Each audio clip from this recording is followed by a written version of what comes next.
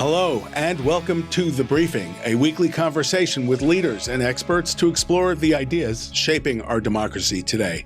I'm Michael Waldman, president of the Brennan Center for Justice.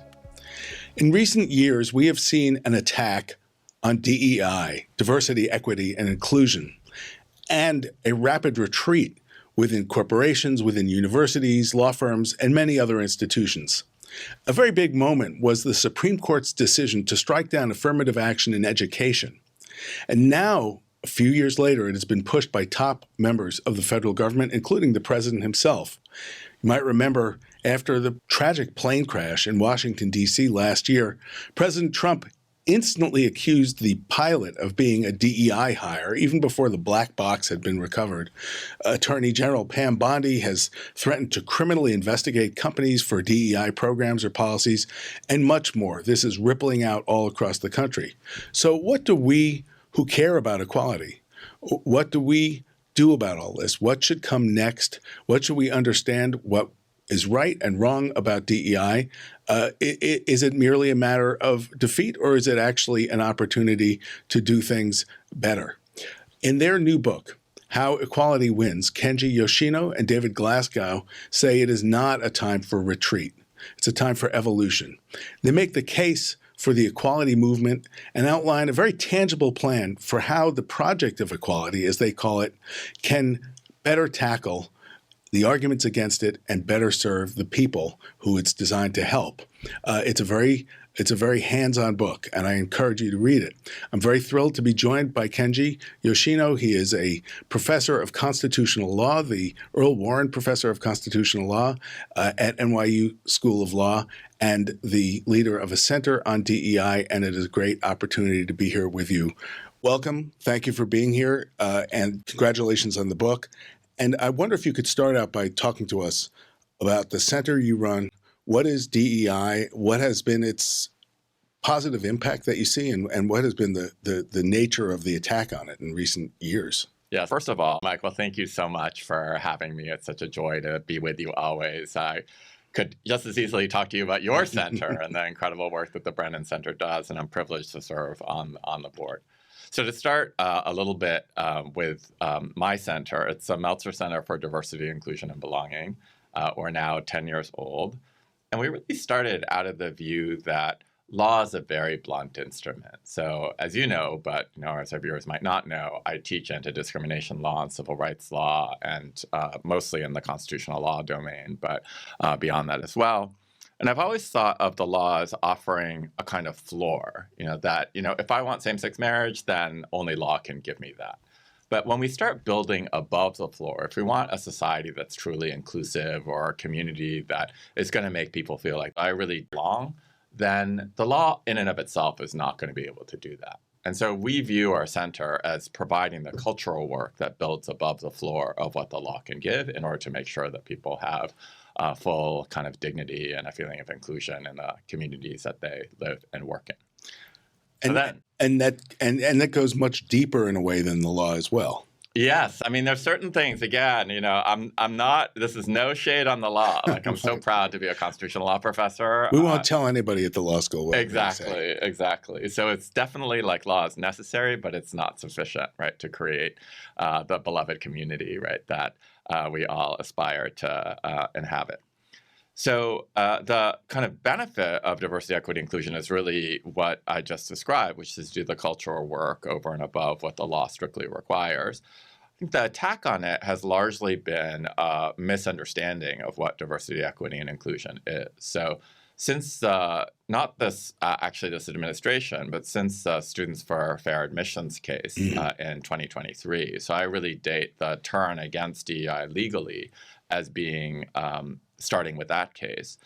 I really think that the notion has been that the only way to ensure true equality in America is through this idea of colorblindness. And the Supreme Court moved us from what anti-discrimination scholars call an anti-subordination framework to anti-classification framework. So just really briefly, an anti-subordination framework says classifying people on the basis of race is not in and of itself pernicious or invidious. It's the end to which you put that classification that matter. So if we're doing like Jim Crow, obviously impermissible, but if we're actually trying to get rid of Jim Crow by having race-based affirmative action, then that's fine. So in the words of the late great Justice John Paul Stevens, there's no moral or legal equivalence in between a no trespassing sign, Jim Crow, and a welcome mat, affirmative action. I lost on that one big time, right, in 2023 with the SFFA decision, because the Supreme Court turned not just on me, but on 45 years of its own precedent to move from anti-subordination to anti-classification. And anti-classification says you cannot classify as government on any ground that is based on race, right? So without sort of drawing the most strict level of judicial scrutiny and judicial review. So what that effectively means is if you're a governmental actor, then you categorically cannot use race, say, if you're a state school doing affirmative action on the basis of race. But it also has implications for the private sector as well, because even though the laws at issue in SFFA were not, ones that affected the private sector directly, if you actually look at the opinion, and the Supreme Court gives us such a clear window into how it's thinking about race and other forms of discrimination, where their view is really like the mere fact of classifying on the basis of race is problematic because it teaches us to view each other predominantly in terms of racial identifications, it balkanizes us as a society, and so on and so forth. This is the codification of John Roberts' line from a few years ago. The way to stop discriminating on the basis of race is to stop discriminating on the basis of race, but which really is, let's pretend there's no such thing as race. Let's pretend there's no such thing as reasons why we as a society might care about this, might want to redress past imbalances or make it a fair and more equal society. The thing, reading the book, that I kept coming back to over and over is the country is changing. It is growing more diverse. It has been growing more diverse. Women, of course, are in the workforce and in higher education in a way that was never dreamed of earlier. And we have to, as a country, find a way to make that work for everybody. And so simply to pretend that that's not a societal challenge is its own form of a challenge. I totally agree. And my best pathway into this is to look at the metaphor of colorblindness itself. So this is not me, unfortunately. It's Neil Gatanda, who wrote this fantastic article where he said, if I'm medically colorblind, I literally cannot tell the difference between red and green, the colors red and green.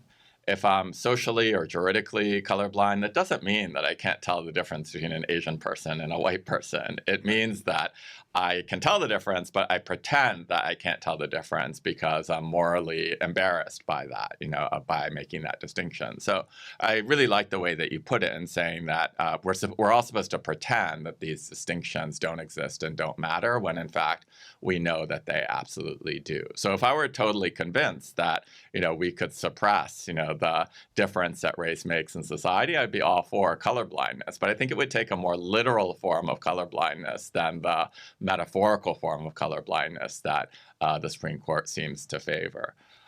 We say in the book, in a rather tongue-in-cheek way, that this feels like kind of sensory deprivation equality, right, Michael? Because this also happened with Don't Ask, Don't Tell, right? Of saying, right, this is not, the court, but rather, the Congress in 1991 saying, we're going to allow gay people for the first time to serve in the military, but gay people are not allowed to say that they're gay, and nobody's allowed to ask if a service member is gay. So it's sort of like, this is such a weird dynamic of like, you are allowed into the military, so it's provisionally or nominally a form of equality, but only at the cost of nobody saying or nobody hearing the fact that there is difference in among the service members. It's sort of a toddler's vision of how you make something go away, is you just put your hands over your eyes, but it's still there. Yes, exactly. Afterwards.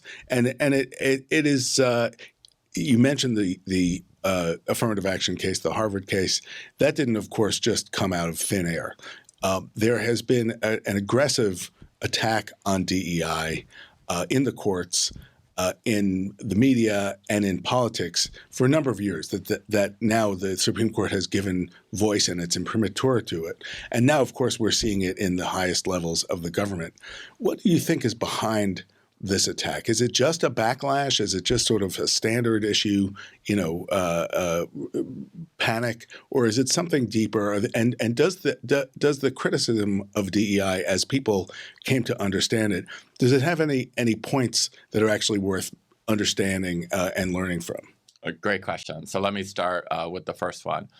I think that the best way to describe the evolution of DEI is through this labor organizing quote that says, first they ignore you, then they laugh at you, then they fight you, and then we win. And that, to me, except for the last chapter, has been the story of my experience in DEI. And I'm still very hopeful that DEI, or the equality values that undergird it, will prevail in the end. But when I first started working on diversity, equity, and inclusion issues 20 years ago, nobody even knew what it was. So it was largely just ignored. And then as it came into the radar, people kind of ribbed me for it with this was gentle, but it was a form of ridicule. That's like, aren't you a law professor? Shouldn't you have footnotes and Latin? Not only Latin that, yeah, that it's thing? like, you're a constitutional law professor. Like, that is the most prestigious field of law that you could possibly be in. So why would you give up all that social credibility in order to work in this fringe area called DEI? And my answer to that, as I've given to you earlier, was to say I actually view them to be the same project. The parts of the Constitution that I'm most interested in have to do with equality and inclusion and the like, and this is building above the floor that the Constitution and other civil rights laws provide. But I will note, Michael, that it's been so interesting that no one is laughing anymore. No one laughs when I say I work in DEI. People want to fight. And so when people get kind of dismayed at the fact that DEI is under such assault, I try to buck up people, right, who are on the pro-DEI side by saying, you don't fight something this hard. You don't go after something, this vitriolically, unless it's actually a real threat to you. So I think what we've been able to accomplish in the field of diversity, equity, and inclusion has been enormous. And the very backlash against us, testifies, beyond anything that I could say on this podcast about how this is a success story for DEI rather than anything else. And so if we actually think about why this is and why the backlash occurred, it goes back to something that you were kind of gesturing at earlier, which is the changing demographics in this country, right? So gender, you started there, so let's start there. Since 2019, 50% plus of the college-educated workforce in this country are women.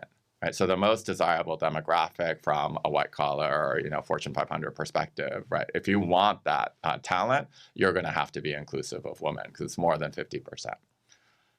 And not just bring them into your company, but know how to make it work. Exactly. Keep them, right?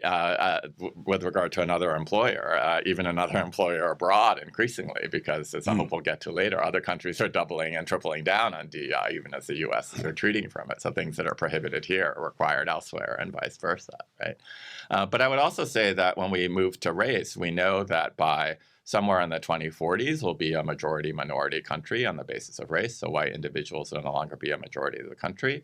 And that's already true for individuals who are under 18. So if you look at the under 18 cohort, there's no race that holds a majority of that. And I think that fills people on the anti-DEI side, at least some of them, with great trepidation and horror. But it is just a demographic reality. And a student of mine was telling me about a countdown clock that she had found on some far-right, website that's counting down, right, the minutes, right? Not with like joyous music. Yeah, exactly. The soundtrack is not anything like Ode to Joy or anything like that, right? So, yes.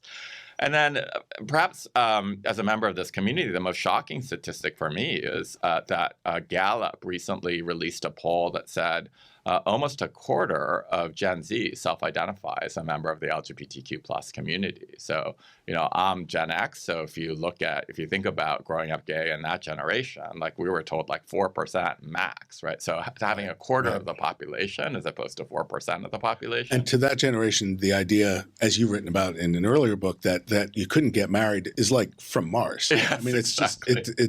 it seems almost impossible to articulate that to that generation. It's an interesting thing. One of the things you do so well in the book, and again, I do encourage people to take a look at it, is you look at ways to situate this in broad consensus American values. And I note that the book's title is How Equality Wins. And that, of course, is one of the creedal elements of our country.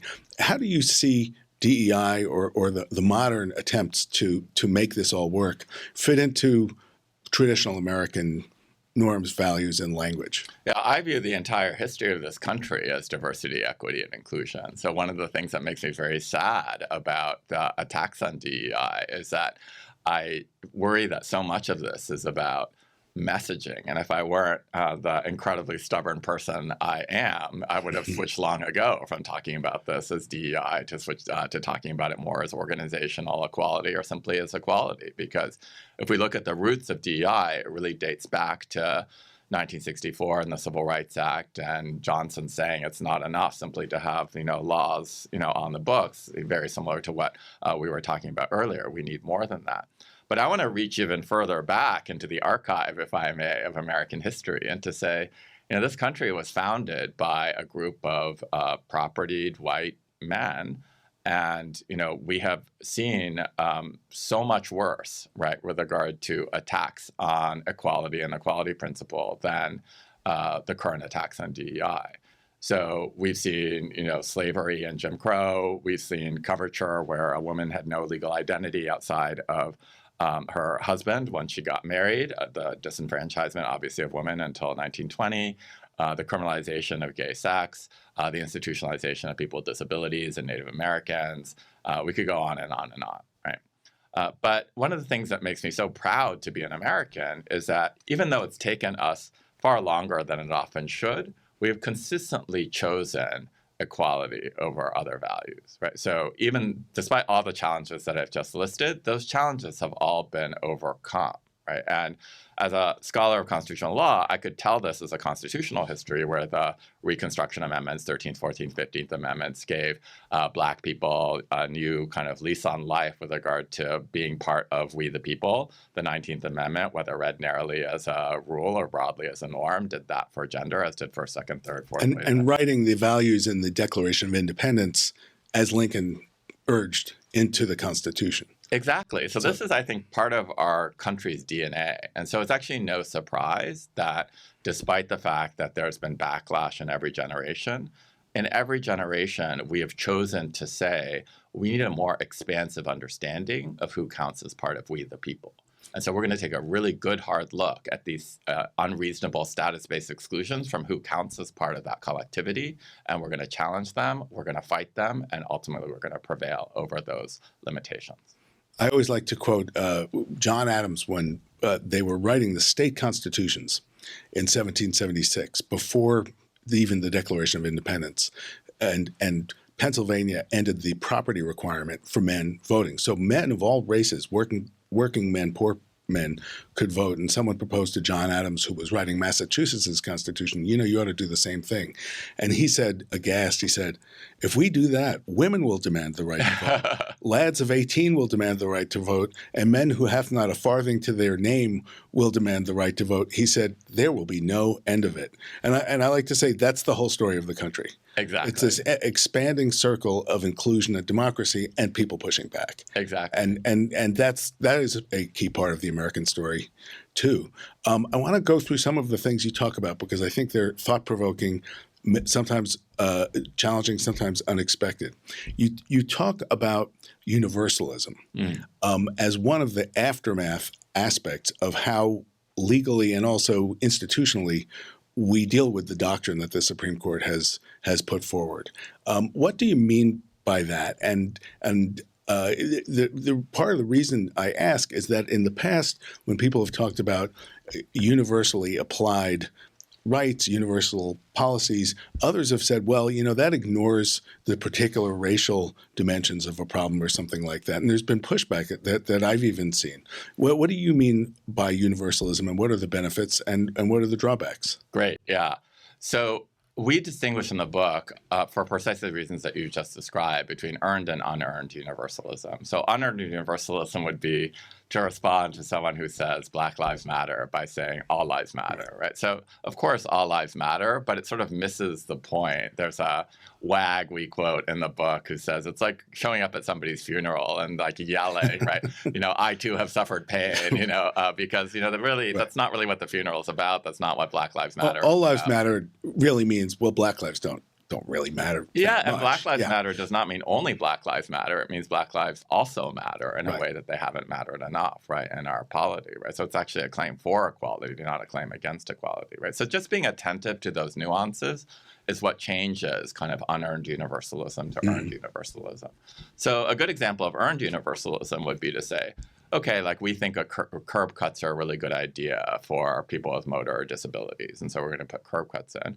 But wait a minute, this actually helps so many more people, right? And so we're going to actually realize that this helps like women pushing strollers or people pulling luggage or, joggers or what have you, right? And so that means that curb cuts become ubiquitous precisely because a group has brought to our attention something that might be beneficial for everyone in society. So one of my favorite kind of writers on this is Heather McGee, who writes in her book, The Sum of Us. Her kind of central metaphor is, shutting down swimming pools because you don't want to integrate them. So literally, like nobody else could swim either. We're going to pour concrete right into the swimming pool because we don't want Black people to use it with white people, right?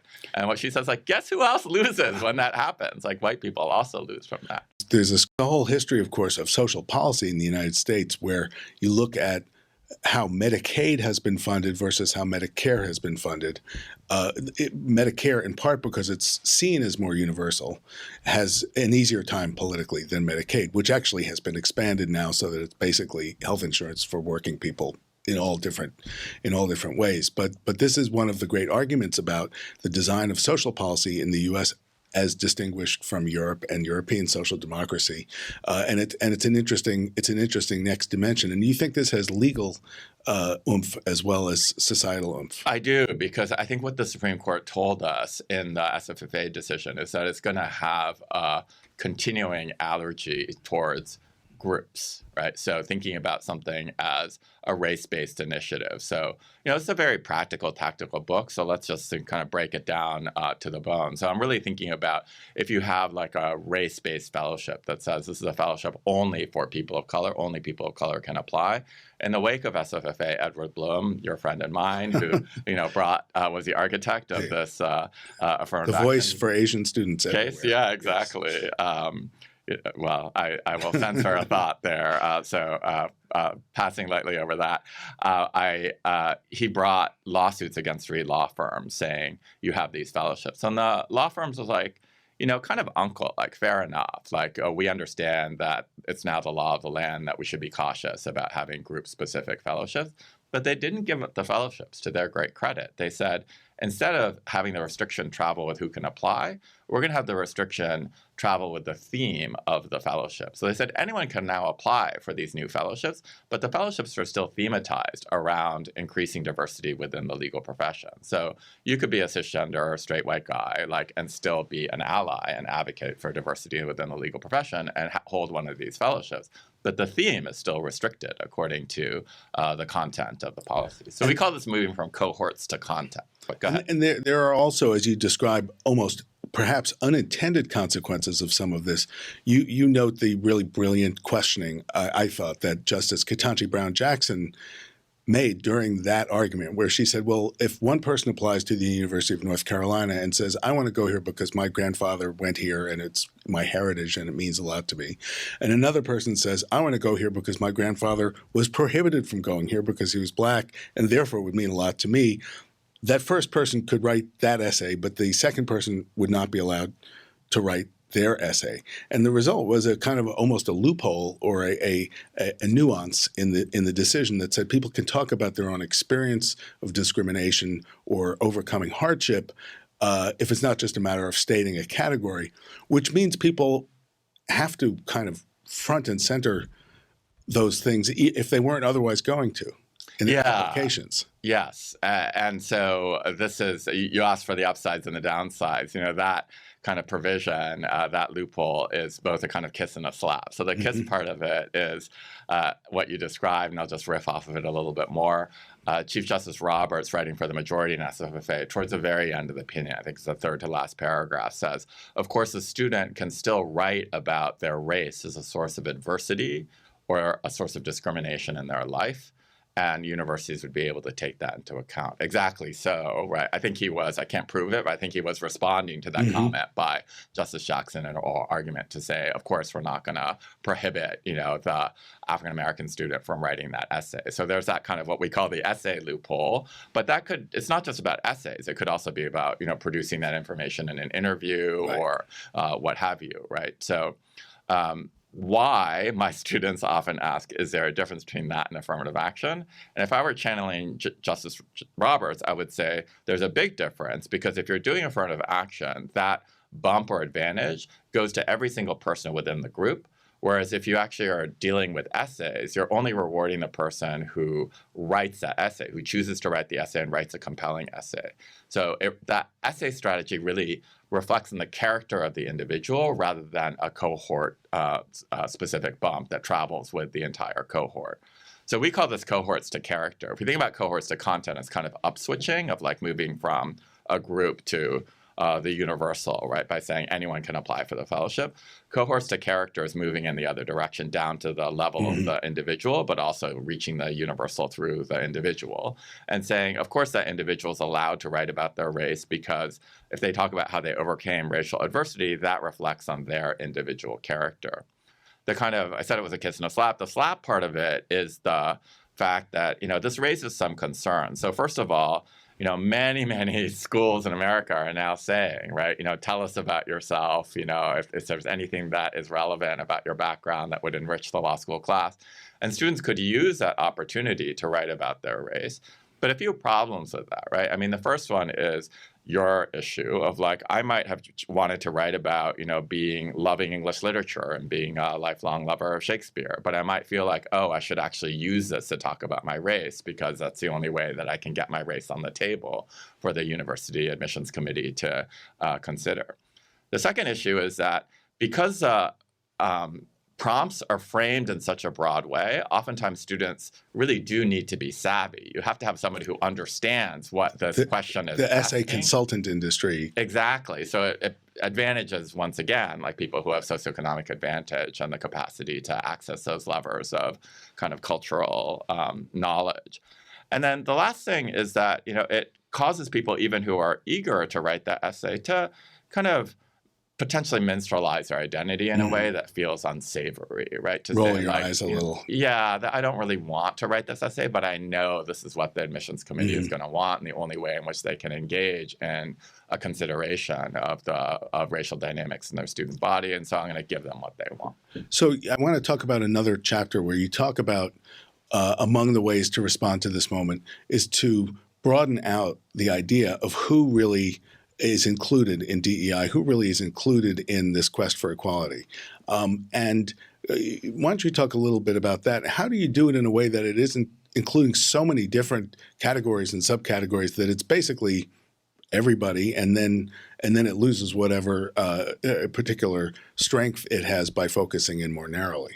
Great. So we have three sort of prompts ourselves, or guardrails, right, or guidelines, I should say, for this. So the first one is claims of enforcement. So there are certain groups, religion is our paradigm case here, that are protected under the law, but not protected under DEI or given particular solicitude under DEI as has been historically practiced. So this is actually a critique of my colleagues in the DEI space who I think have been inattentive. Well, I have said to people even here at the Brennan Center, I could ask anybody here what their race is, but if I asked them what their religion is, they would be scandalized. Right. Yeah. It's a thing that's super important to so many people, but also not spoken of, or really part of what people are aspiring towards. Yeah, and it honestly leads to the kind of sensory deprivation equality that we were talking about earlier, but this time on the part of DEI practitioners, right? Which is to say, like, I'm going to pretend I don't know your religion, even if I do, and you're not going to declare your religion within the workplace because that's somehow seen as irrelevant. That's transgressive, but it really matters, of course, to people deeply. But how do you make sure that it isn't so broadened out that it's basically everybody? Well, I mean, in that case, or is that not the problem? There's a really easy answer to the enforcement claims, right? Because we've already made that decision. We made that decision in 1791, right, with when the First Amendment protecting the free exercise of religion. And we made it again in 1964 with the Civil Rights Act that protects religion. So my claim is DEI was built on the bedrock of civil rights law. So why aren't we having groups that are protected under civil rights law at a minimum also be protected under DEI paradigms? I'm getting vehement about this, Michael, because it makes me tear my hair out whenever somebody says, oh, you got to shut down DEI and you got to do more about anti-Semitism. It's just those two things are I can take care of anti-Semitism better if you let me expand DEI rather than shutting it down. And the second claim is a claim of symmetry. And this is where I get into a bit of trouble, I'm afraid, where I think that when we have these classifications, that we need to not assume that people who are on the dominant side of a classification are dominant in every aspect of their lives. So men and boys are a classic example of that. So Richard Reeves has written a book called Of Men and Boys, where he talks about how boys are doing less well than girls are in all phases of education, from elementary, secondary, tertiary education. And that leads to the reality that we were alluding to earlier, which is that now a majority of people with college degrees and the workforce in this country are women since 2019. So if we have that reality, and if we also have the reality that men commit suicide or die by suicide at a rate that's twice that of women, or if we have the idea that, or the fact that, men are much more prone to substance abuse and, things that lead to those kinds of deaths of despair, that men report having fewer kind of intimate friendships, than women do, then we can actually think of that as a D&I issue. It doesn't mean I think it's a really wooden way of thinking about social stratification to say that simply because someone is on the dominant side of a classification, I will say that I'm still of the view that men are more dominant than women in society as a whole. So don't get me wrong. But it's a wooden view to say just because men are advantaged generally, that every single light is going to turn green for them, right? And if we can be more attentive to this and treat it as if a physician would be treating it, then we'd be in much better shape. So a physician says, I don't really care about your demographics. If you come to me with pain, I will take care of your pain. In terms of the limitations we place on that, a physician can equally say, I will triage, right? So somebody's paper cut is not the same as somebody else's flesh wound. So if you're talking about dying by suicide at twice by the rate of women, that to me seems like a really serious social issue that we should address under our DEI policies. If you're saying, as one person that we quote in the book said to me as a white male CEO, I understand DEI because I was a humanities major and I felt like a fish out of water when I came to this tech firm, then forget it, right? We can triage it, right? So that may have been true, but not. And then the last point is claims of extension, which I think is the hardest to justify with regard to your where does this end notion, which is to say, let's think about this as we don't stand at the end of history. There's no last minority that we'll ever protect. So let's think about, veterans. Let's think about people of low socioeconomic status. Let's think about first-gen individuals or first in a generation to go to college or to enter a particular profession as being worthy of our solicitude too. And that's usually where I get that one, unlike the other two, doesn't really have a limiting principle that's embedded within law or the way that we've been doing DEI in the past. And so I think that's where I'm on my weakest ground. But there, I'm just well, there's no magic theory about what an oppressed group is. The Supreme Court has tried to do this and failed at doing it. We can go into a whole riff on that, Michael, if you want.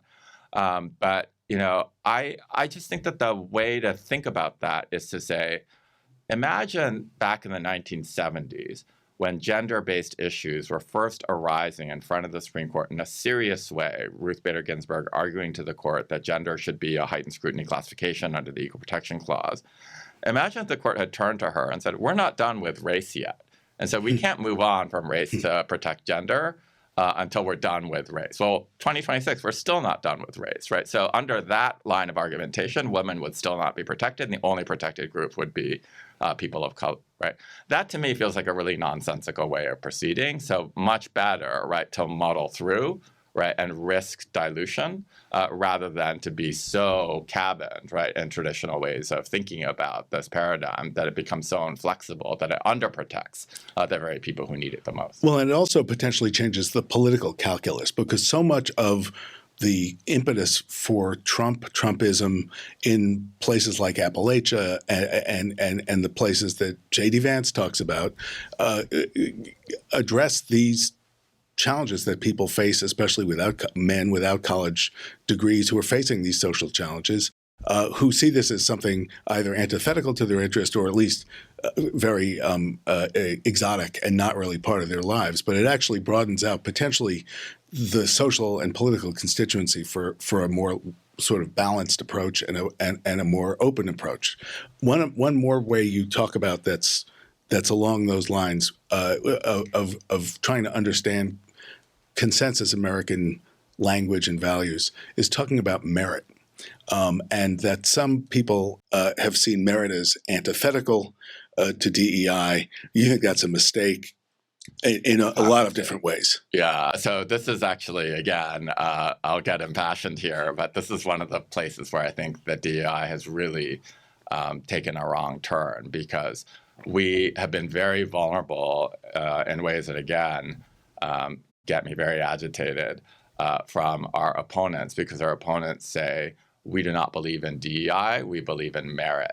And for me, DEI has not been about, for me, thinking about DEI as antithetical to merit, just wounds me in my heart, because I got into the business of DEI because I thought there are lots of meritorious people out there. Talent is everywhere, opportunity is not.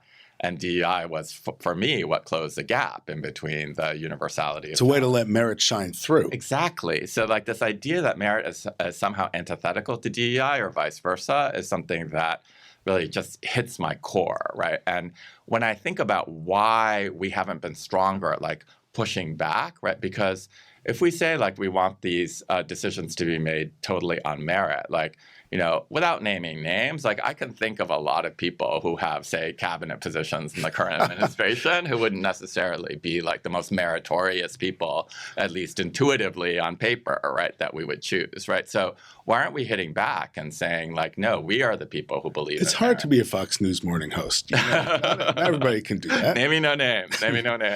But, I really have tried to understand this. I really did make it object of study to figure out, in a good faith way, why people on my side, the pro-DEI side, had such an allergy to merit.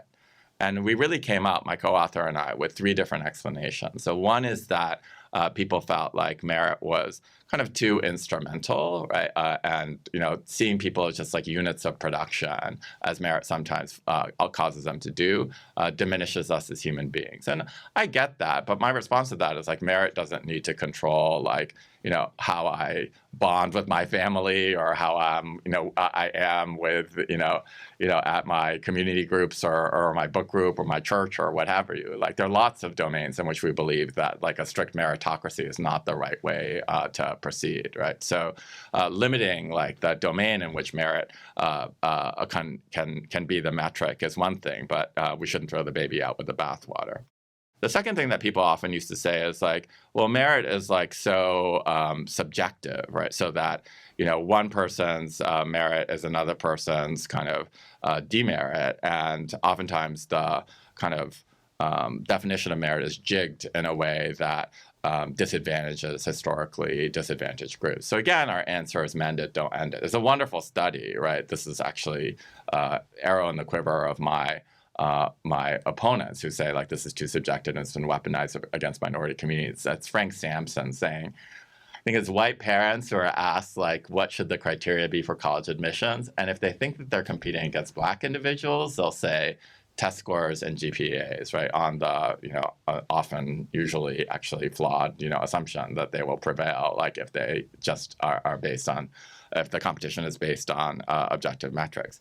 But then when they're told they're actually competing against Asian students, they need a holistic, totally changes. Holistic view of so they personality. start saying oh, you can't tell that much from test scores or grades. What about interpersonal or leadership attributes and blah, blah, blah, blah. So I'm just well, yes, of course, merit is subjective oftentimes. But the answer to that is to that study is to say, then come up with a definition of merit that doesn't depend on the race of the person that you're competing against, and have it be tied to the thing that you're actually competing for. And the final one is that, merit itself is often unearned, right? That, I could be born as I was, I'm a child of a professor, so I had certain forms of, cultural capital. I'm also a son of immigrants, and so I had other forms of non-capital, right? So we all have sort of advantages and disadvantages, but the advantages that I had were completely unearned, right? So I felt like I had a leg up on, how to do schoolwork, right? I didn't earn that. That wasn't merit, right? But it codes as merit, right? Because if that kind of advantage translates into better grades or better scores or what have you, that's merit, right? Under this criterion.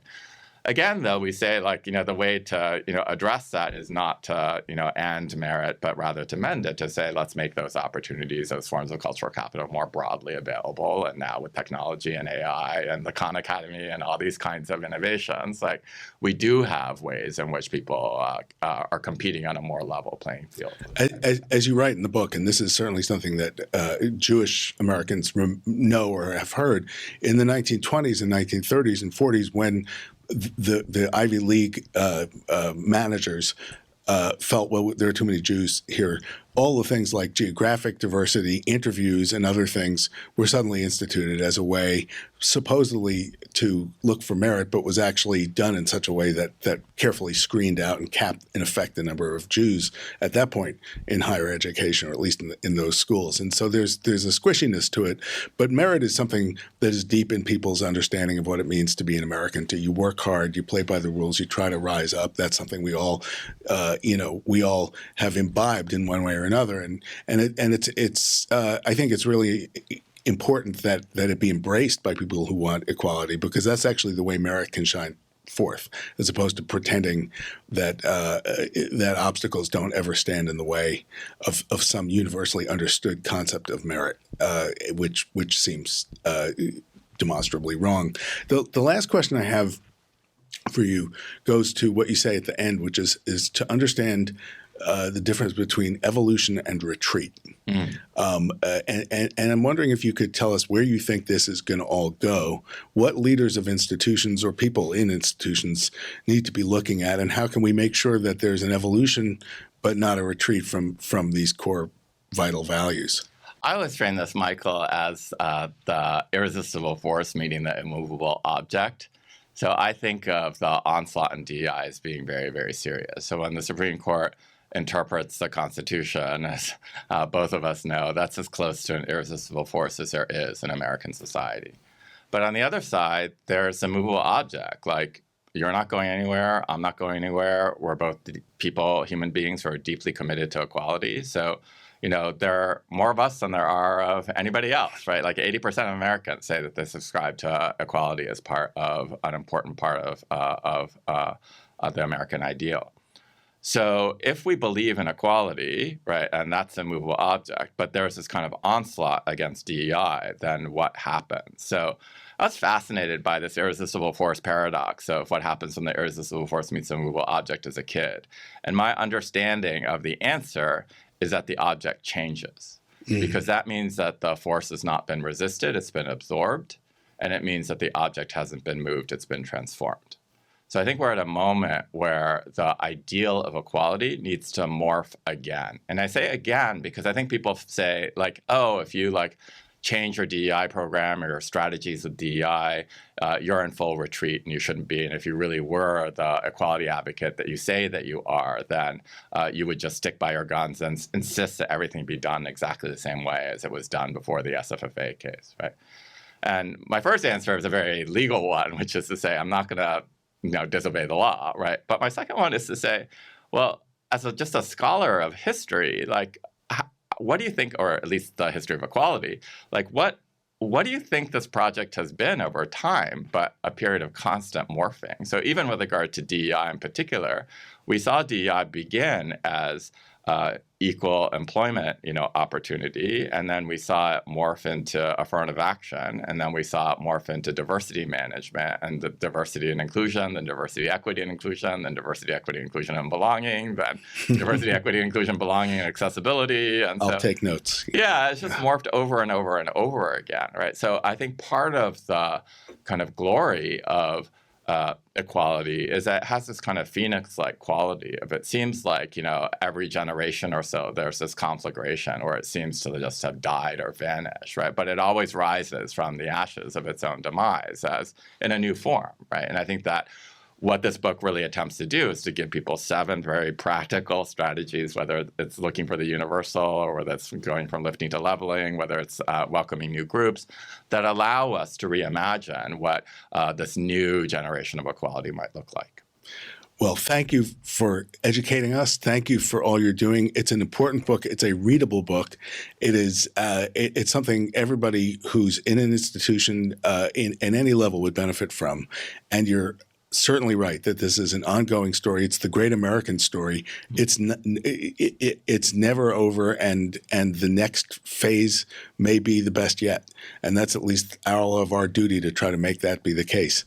Thank you, Kenji Yoshino, for being here, and thank you all for listening, for watching.